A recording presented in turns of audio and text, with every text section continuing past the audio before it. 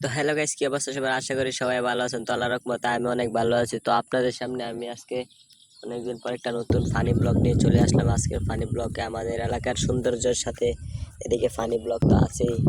তো আমাদের বাড়ি প্রথমে আমরা চলে গেলাম রাস্তার এদিকে ভিউটা অনুভব করতে করতে এদিক ওদিক তাকাইতে তাকাইতে তারপর আমার ফ্রেন্ড পিছন দিকে আইসা বলতেছে যে আমারও ক্যামেরা তোটা, তারপর উঠাইতেছি।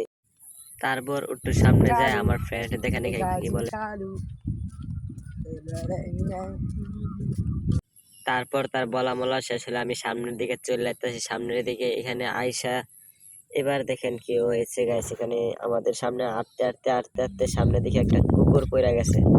তো কুকুরটা জুম বাইরে দেখে হয়েছে, দেখেন কুকুরটা।